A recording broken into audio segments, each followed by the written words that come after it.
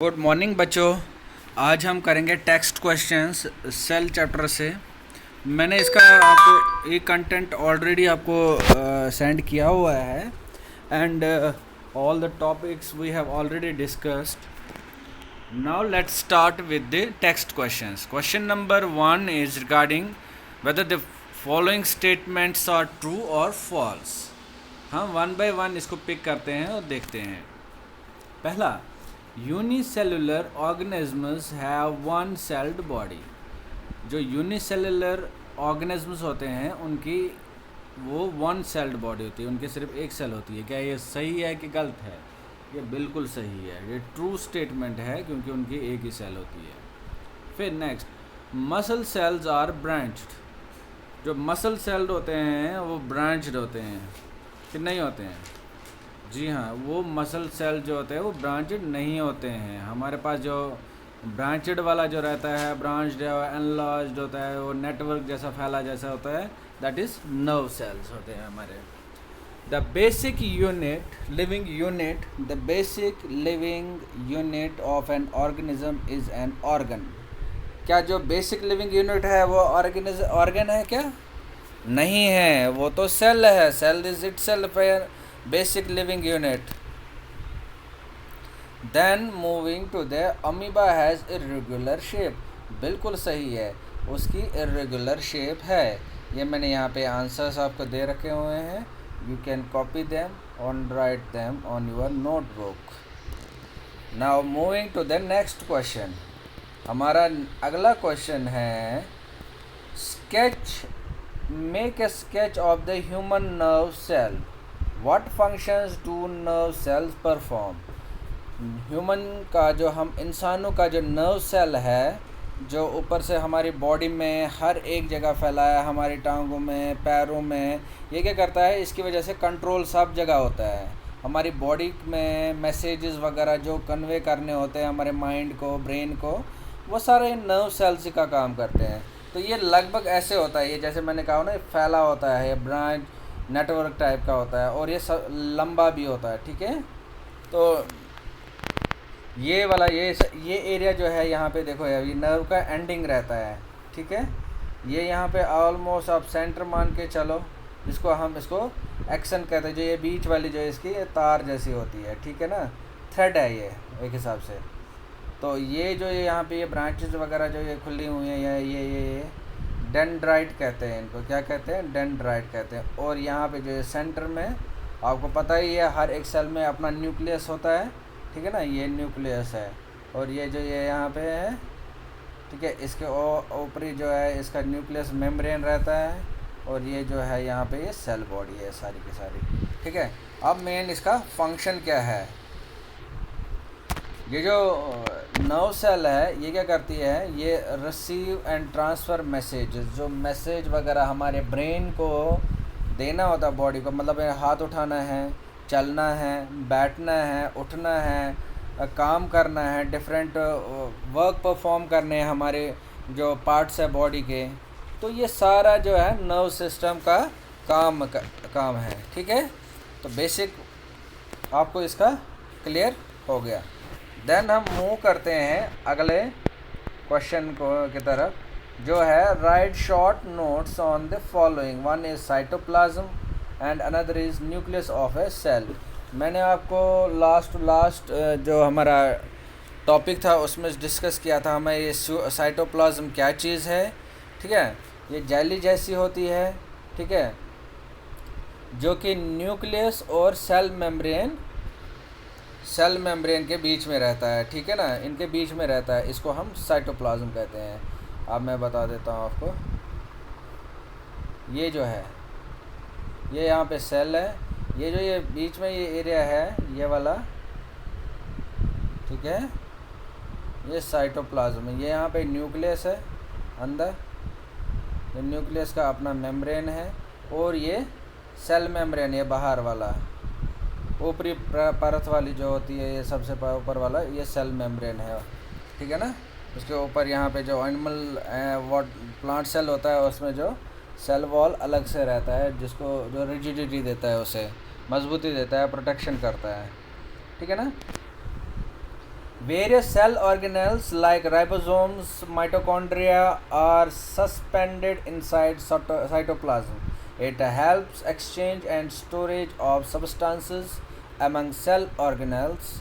Most of the metabolic activities occur inside the cytoplasm.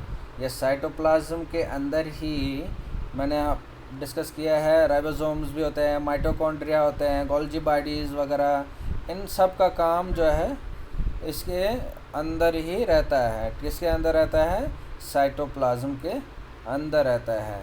जो अब हम ऐसे कह सकते हैं जो हमारे मेटाबॉलिक एक्टिविटीज़ रहती हैं वो सारी की सारी जो सेल्स की मेटाबॉलिक एक्टिविटीज़ रहती है वो सब साइटोप्लाज्म के अंदर ही रहता है। ठीक है, अब हम मूव करते हैं नेक्स्ट की तरफ। नेक्स्ट पार्ट हमें बोला गया था न्यूक्लियस ऑफ सेल क्या चीज़ है, वो किसे कहते हैं? The central dense round body in this centre is called the nucleus. ये डेंस एरिया है सेंटर में, ये इसमें यहाँ पे है, इसमें यहाँ पे है, this is called the nucleus of a cell. ठीक है ना, ये बॉस जो हमारा न्यूक्लियस है ये बॉस रहता है किसी भी सेल का, एक जो उसका न्यूक्लियस है वो उसका बॉस कहलाता है और बहुत ही इम्पोर्टेंट खास कंपोनेंट है, हिस्सा है किसी भी लिविंग सेल का। It is generally spherical and located in the centre of the cell. Spherical जैसे हमारी फुटबॉल होती है या गेंद होती है, फुटबॉल होती है, कैसे हम क्रिकेट खेलते हैं, या तो उस शेप का रहता है नॉर्मली, और ऑलमोस्ट एक सेल के सेंटर में ही ये पाया जाता है। It can be stained and seen easily with the help of microscope. Nucleus is separated from the cytoplasm by the membrane called the nuclear membrane. ये मैंने अभी आपसे कहा कि ये जो न्यूक्लियस है इसके ऊपर भी ऐसी एक मेम्ब्रेन लगा रहता है। ये ब्लैक लाइन जो लगी है ना यहाँ पे, ये वाली, इसको कहते हैं न्यूक्लियस या न्यूक्लियर मेम्ब्रेन। जैसे ये सेल मेम्ब्रेन है ऊपर वाला, वैसे ही न्यूक्लियर मेम्ब्रेन है। ये क्या करता है? साइटोप्लाज्म को इससे अलग करता है, न्यूक्लियस और इसको दोनों को सेपरेट करता है।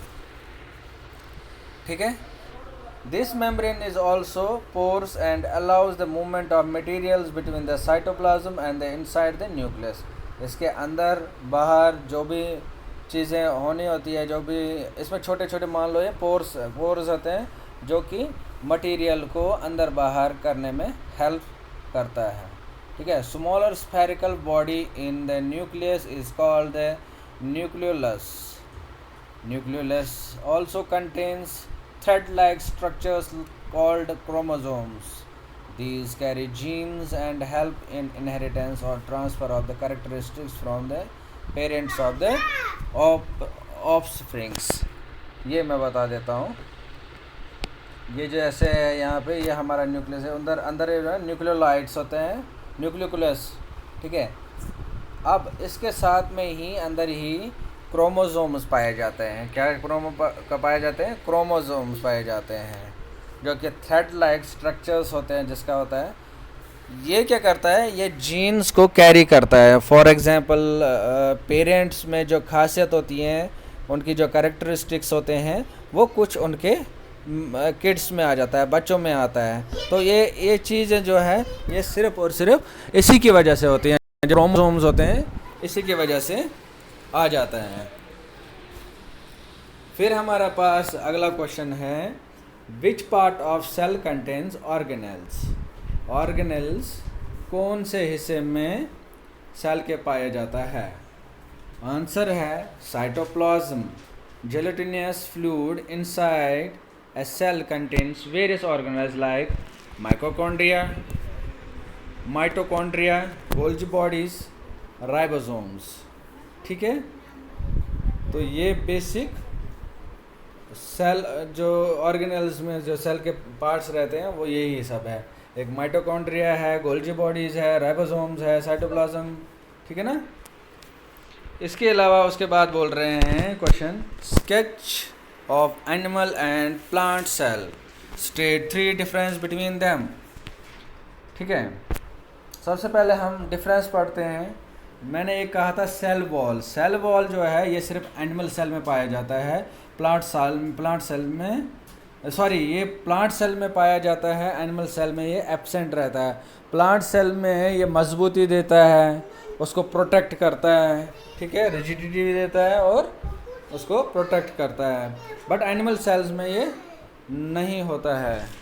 फिर है सेंट्रोजोम्स, ठीक है, जो कि सेल डिवीजन के काम आता है और ये पाया जाता है एनिमल सेल्स में, ठीक है, ये प्लांट सेल में नहीं होता है। फिर है प्लास्टिड्स, ये प्लांट सेल में होता है, एनिमल सेल में नहीं होता है। वैक्यूल है, प्लांट सेल में ये लार्ज होता है, बट एनिमल सेल्स में या तो एब्सेंट रहता है या तो स्मॉल रहता है। अब यहाँ पे मैं आपको दोनों के सेल, मैंने आपको पीछे भी किया था, दिखाया था, अभी भी दिखा रहा हूँ फिर से। ये हमारे प्लांट सेल है, ये वाला शेप का, ये हमारा जो गोल आलू जैसा दिख रहा है आपको, ये एनिमल सेल है। चीज़ें कॉमन है, कुछ चीज़ें सेपरेट है, जैसे कि प्लांट सेल में ये जो ऊपर वाला जो है सेल मेम्ब्रेन के साथ साथ इसमें आपको सेल वॉल भी दिखेगा। वैक्यूल यहाँ पे भी, न्यूक्लियस दोनों का कॉमन है, साइटोप्लाज्म भी दोनों का कॉमन है, ठीक है। उसके बाद जो है हमारे सेल का हल्का सा शेप आप चेंज कर सकते हो, उसमें कोई ऐसा हार्ड एंड फास्ट रूल नहीं है। ओके, हम मूव करते हैं अपने नेक्स्ट क्वेश्चन की ओर, that is state the difference between eukaryotics and prokaryotics cells जो होते हैं उनके बारे में डिफरेंसेस। आई थिंक वीडियो थोड़ा बड़ा हो गया है, मैं नेक्स्ट वीडियो में आपको ये बाकी डिस्कस करके बता देता हूँ। Thank you.